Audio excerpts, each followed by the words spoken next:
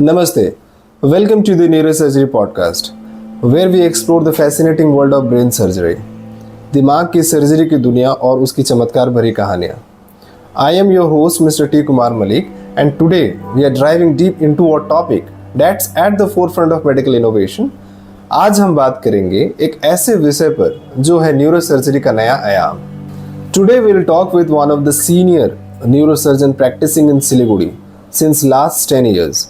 Dr. Harish Kumar Ojha, who has established a name for himself through his contribution in this field.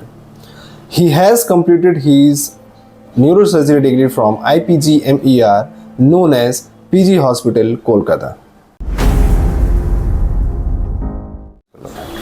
Welcome, Dr. Ojha. Thank you. पहले हम ये जानना चाहेंगे कि sir किस बात ने आपको न्यूरोसर्जरी में करियर बनाने के लिए प्रेरित किया है सर? एक्चुअली एक तो मैं बचपन से सर्जन बनना चाहता था. ये खुद का एक अंदर से इनर फीलिंग आता था. मुझे लगा न्यूरो सर्जरी सबसे चैलेंजिंग है. ब्रेन हमारे शरीर का सबसे एडवांस स्ट्रक्चर है. ब्रेन सोचता है, कोई म्यूजिशियन बन रहा है, कोई पेंटर बन रहा है, कोई क्रिमिनल बन रहा है, सब कुछ ब्रेन से कंट्रोल होता है. ब्रेन में छोटे से छोटा चेंज भी आदमी के पूरे पर्सनालिटी, उसके शारीरिक वीकनेस सब कुछ ला सकता है. सो कहीं ना कहीं ब्रेन को सर्जरी करके ठीक करना, ब्रेन में चोट लगने से तुरंत जान जाने की संभावना होती है. तो वैसे में इंटरफियर करके, सर्जिकल इंटरवेंशन करके किसी का जान बचा देना, ये अपने आप में बहुत ही सुखद अनुभव है. और इसके साथ साथ बहुत चैलेंजिंग भी है. इसमें करने के लिए, सीखने के लिए और सोशली भी बहुत कुछ करने के लिए है. इसलिए आगे जाकर मुझे न्यूरो सर्जरी का MBBS पास करने के बाद पोस्ट ग्रेजुएट के लिए मुझे शौक़ हुआ. मैंने अपने सीनियर को भी देखा, वो लोग न्यूरो सर्जिकल वार्ड में इतना काम करते थे, खराब deadly trauma patient, tumour patient, फिर भी सर्जरी के बाद वो मरने वाले पेशेंट भी कभी लगता बच गए. इतना अच्छा रिकॉर्ड. हो सकता है हम लोग सब पेशेंट को ना भी बचा पाते, लेकिन बहुत सारे पेशेंट जो नहीं कुछ करने से मर जाते, न्यूरो सर्जरी के बाद वो बच के चले जाते.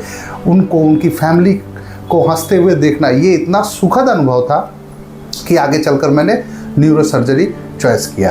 सर, जैसा कि आपने बताया कि नंबर ऑफ चैलेंजेस हैं एज अ न्यूरोसर्जन या न्यूरो सर्जरी डिपार्टमेंट में, तो सर क्या आप हमें एक पेशेंट की कोई भी एक सक्सेस स्टोरी हमारे साथ शेयर कर सकते हैं? बहुत सारा है शेयर करने के लिए. हम जब से PGT थे तब से लेके अभी तक में इतनी सारे हैं. जैसे एक दिन रात में, दिवाली की रात थी, एक पेशेंट भागलपुर से बहुत दूर से आया. आते आते रास्ते में उसका प्यूपिल डायलेट हो गया. रात में यहाँ 12 बजे पहुँचा. ब्रेन में बहुत बड़ा ब्लीडिंग था, मिडलाइन शिफ्ट था. तुरंत हमने 3 घंटे के भीतर उसको ऑपरेशन किया. वो लगभग नियर कोमा में था. ऑपरेशन हुआ, फिर धीरे धीरे मेडिसिन चली, ब्लड निकाला गया, डिकम्प्रेस किया गया, पे हमने डिस्चार्ज भी कर दिया. वो अभी भी हमारे फॉलोअप में चल सकता है. यंग आदमी, उसके घर परिवार, उसके बच्चे इतनी दुआएं देते हैं. अपने आप में एक गुड फीलिंग है. इतना अच्छा, जो डीप कोमा में था, नियर डेथ था, वो अभी अपने फैमिली के साथ अच्छे से है. सर, कॉम्प्लेक्स न्यूरोसर्जिकल प्रोसीड्योर के बाद उसकी पोस्ट ऑपरेटिव केयर और रिहैबिलिटेशन प्रोसेस सर एक्चुअली क्या होता है सर? आप उसको कैसे डिफाइन करेंगे? हाँ, ये सबसे ज़रूरी है. फील्ड ऑफ न्यूरो सर्जरी में जितना न्यूरो सर्जन का स्किल इंपॉर्टेंट है, उसका नॉलेज इंपॉर्टेंट है, उससे भी बेसी उसके अगल बगल के सपोर्टिंग स्टाफ का बहुत रोल है. इसमें सपोर्टिंग नर्सेज, न्यूरो केयर देने वाली नर्सेज, केयर गिवर्स, फिजियोथेरेपिस्ट का अहम रोल है. क्योंकि न्यूरो सर्जरी एक ऐसा सब्जेक्ट है, बाकी किसी डिजीज़ में बॉडी में वीकनेस, पैरालिसिस नहीं आता, बट न्यूरो सर्जरी में बहुत सारे केसेस में ड्यू टू डिजीज़, जैसे किसी को ब्लीडिंग हो गया ब्रेन में, किसी को ब्रेन में ट्यूमर है, तो बॉडी ऑटोमेटिकली उस डिजीज़ से ही एक साइड पैरालिसिस हो जाता है. पेशेंट को मूव कराने में, खाने में, उसको खड़ा कराने में, टॉयलेट बाथरूम सब में difficulty. Sometimes patient bed ridden रहते हैं. उस समय चैलेंजेस ये होता है टीम के लिए कि वो अच्छे से उनका बेड केयर करे, उनको प्रॉपर डाइट, न्यूट्रिशन, राइस, उसका एक टेक्निक होता है, राइस ट्यूब फीडिंग से खिलाए, 2-2 घंटे में पोस्चर चेंज करे ताकि पीछे घाव ना हो जाए. फिर फिजियोथेरेपिस्ट का रोल है, उनको खड़ा कराए, उनका मसल पावर जो लॉस हो गया उसको रिगेन कराए. जब तक एक अच्छा neuro surgical team including physiotherapist, staff nurse, ICU incharge नहीं रहेंगे, न्यूरो सर्जरी में अच्छा ये रिजल्ट गेन करना बहुत मुश्किल होता है. इसलिए न्यूरो सर्जरी में क्रेडिट सिर्फ न्यूरो सर्जन नहीं, न्यूरो सर्जिकल टीम को एक्चुअली देना चाहिए. सर रिहैबिलिटेशन प्रोसेस में एक्चुअली फैमिली का भी फुल सपोर्ट होना बहुत ज़्यादा है, फैमिली को मेंटल और फिजिकल सपोर्ट, बिकॉज न्यूरो के पेशेंट में अगर पैरालिसिस हुआ है, एक साइड हेमीपैरेसिस, वीकनेस बॉडी का है, कई पेशेंट इमोशनली टूट जाते हैं, दुखी हो जाते हैं। फैमिली का इतना रोल है, फैमिली उनको हिम्मत देती है, फिजियोथेरेपी में मदद करती है, हमेशा उनको मेंटल सपोर्ट करती है, उनको खुश रख, क्योंकि ऐसे भी न्यूरोसर्जिकल पेशेंट में डिप्रेशन बहुत देखा जाता है, post stroke depression, post surgery depression, किसी को बैक पेन हो, सीवियर पेन के कारण डिप्रेशन, तो उसमें फैमिली का बहुत अहम रोल है। फैमिली जितना सपोर्टिव होगी, जितना उनको हंसी खुशी रखेगी, प्लस उनको राइट टाइम में राइट इलाज, फिजियोथेरेपी मिलता रहेगा, प्रॉपर न्यूट्रिशन, तो पेशेंट का रिकवरी के चांसेस बहुत बढ़ जाते हैं। Okay. Moving ahead, Dr. Ojha, could you enlighten us on how neurosurgery has transformed over the years? Yes, because हमारे जो बुक के हिसाब से हमारे जो टीचर्स में सीनियर अर्ली पीरियड के न्यूरोसर्जन थे, अर्ली 20th सेंचुरी, उस समय सीटी स्कैन था नहीं, उस समय कोई रेडियोलॉजी की टेक्निक नहीं थी, फिर भी हमारे सीनियर न्यूरोसर्जन ने कैडावर डिसेक्शन करके क्लिनिकल सिम्टम्स के ऊपर स्लोली इतना अच्छा न्यूरो एनाटॉमी, न्यूरोफिजियोलॉजी को डेवलप किया। वही ज्ञान पे वो उसके सहारे ऑपरेशन करना स्टार्ट किए। उसी ज्ञान से, उसी नॉलेज से धीरे धीरे 70s में जब सीटी स्कैन आ गया, तब बहुत ज़्यादा एडवांसमेंट आया। उसके बाद MRI आने से न्यूरोसर्जरी बहुत ज़्यादा एडवांस्ड हो गया। इसके अलावा नाउ डेज एंडोस्कोप आ रहे हैं, डिफरेंट टाइप के मिनिमल इन्वेसिव सर्जरी की टेक्निक आ रही है, ब्लीडिंग रोकने के लिए डिफरेंट टाइप के हीमोस्टेसिस करने वाले ये मशीन आ रहे हैं, जिससे हम ब्लीडिंग को मिनिमाइज कर सकते हैं। हम ट्यूमर को मिनिमम इन्वेशन करके भी ट्यूमर तक पहुंच सकते हैं, ब्रेन को ज़्यादा डैमेज नहीं करते। अभी ऐसे ऐसे इंस्ट्रूमेंट आ गए हैं। अभी लास्ट दिस सेंचुरी में neurosurgery is totally advance and totally changed. पहले ओल्ड न्यूरोसर्जन बड़ा क्रेनियोटोमी करते थे, बड़ा वुंड बनाया जाता था, बिकॉज इतना ज़्यादा नॉन इन्वेसिव इन्वेस्टिगेशन अवेलेबल नहीं थे। MRI थे भी तो कहीं इक्का दुक्का जगह में थे। Now it is become cheaper and cheaper, it is widely available. So अब छोटे शहरों में भी non invasive surgeries, minimal surgeries, ये सब शुरू हो चुकी है। इसके कारण से अभी रिजल्ट्स और अच्छे हो गए। ड्यू टू इन्वेस्टिगेशन रिजल्ट्स बहुत अच्छे होते जा रहे हैं इतने सारे एडवांसमेंट के कारण। जैसे पहले ज़माने में लोग डरते थे पैरालिसिस हो जाएगा, ऑपरेशन के बाद पेशेंट हिल डुल नहीं पाएगा। ये चीज़ें जितना इंस्ट्रूमेंटेशन में एडवांसमेंट, सर्जन के ट्रेनिंग में जितना एडवांसमेंट आया, अभी ये चीज़ें बहुत मिनिमम हो गई हैं।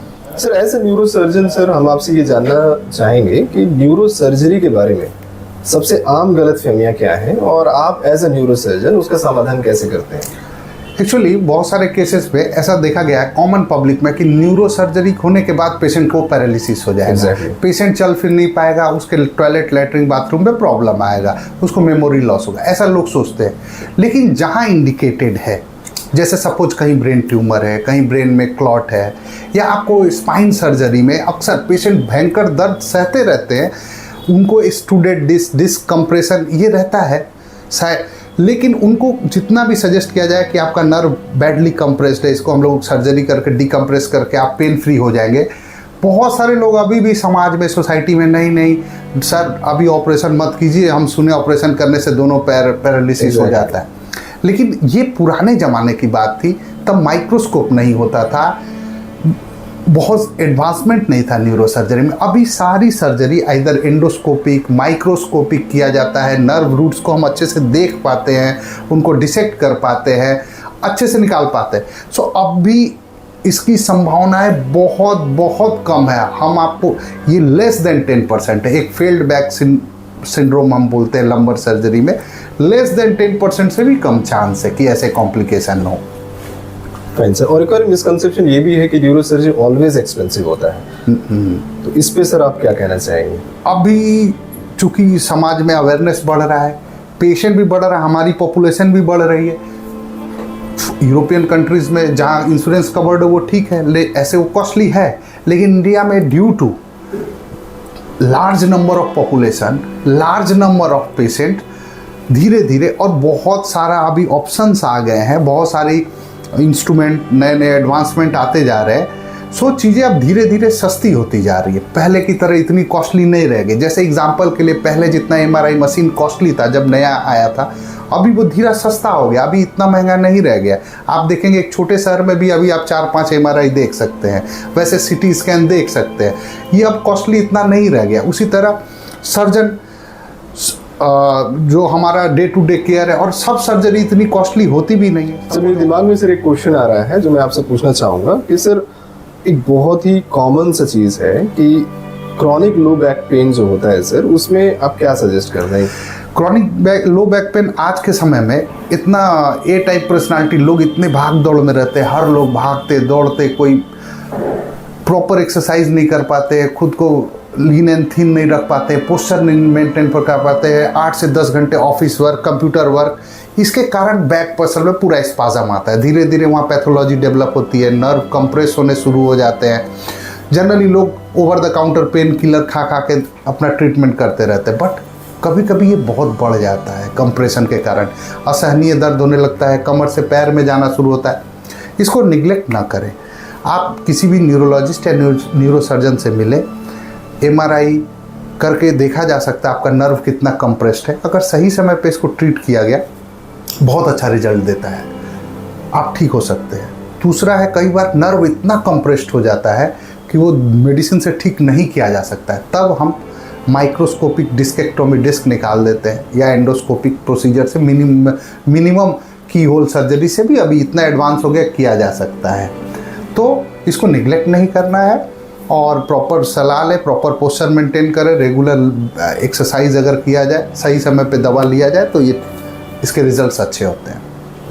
सर, मूविंग अहेड सर, एक और बहुत ही कॉमन सा एक डिसऑर्डर है brain tumour. Sir, as a neurosurgeon हम आपसे ये समझना चाहेंगे कि सर ब्रेन ट्यूमर का आप सिम्टम्स आप कैसे डिफाइन करेंगे, कब पेशेंट को डॉक्टर के पास जाना चाहिए, उसका ट्रीटमेंट का प्रोसेस क्या है, ट्रीटमेंट के साथ साथ जब सर्जिकल वाला कहानी है, सर्जिकल का क्या कहानी है, after surgery post operative care क्या है, एक्सपेंसिव है या नहीं है, इस उसके बाद की जो केयर है, उसके बाद का जो प्रोसेस है वो हम आपसे समझना चाहिए। एक्चुअल में ब्रेन ट्यूमर कैसे प्रेजेंट करता है बहुत वेग है। सबसे कॉमन लोग हेडेक लेके आते हैं। हेडेक समटाइम्स एक साइड में वीकनेस, शरीर में जैसे नमनेस, टिंगलिंग, जिसको झिनझिन झिनझिन हिंदी में बोलते, इस टाइप का सिम्टम होता है।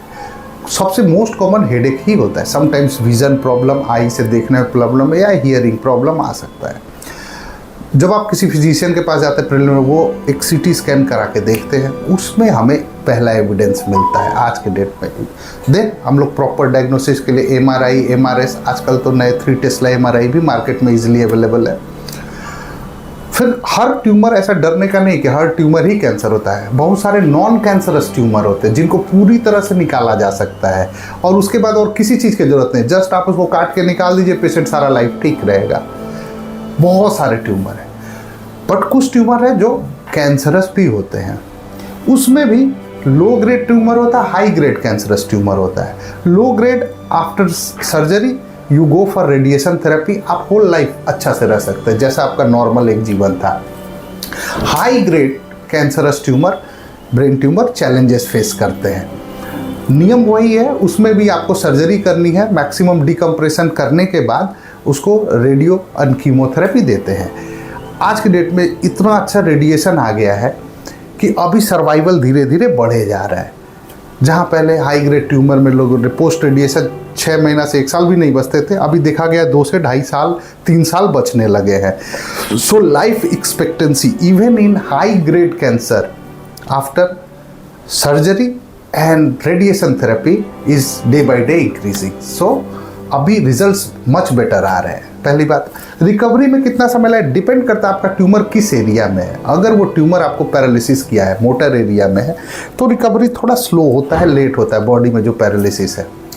अगर वो नॉन मोटर एरिया में, ऐसी जगह में जहाँ पे आपका बॉडी का पावर डिक्रीज नहीं किया है, तो वो बहुत तुरंत रिकवरी होता है। अगर वो नॉन कैंसरस हो तो बहुत अच्छा, 8 से 10 दिन में आप चलने फिरने लायक हो सकते हैं। ओनली 8 to 10 डेज में ऐसा भी होता है। सिस्टिक ट्यूमर हो, आराम से 6 दिन 7 दिन में आप घर जा सकते हैं, नॉर्मल अपना काम कर सकते हैं। तो चैलेंज फेस्ड है आपको कैंसरस ट्यूमर में, क्योंकि ट्यूमर ऑपरेशन होता है, फिर आपको रे के लिए भेजा जाता है, कुछ कुछ साइड इफेक्ट्स भी होते हैं।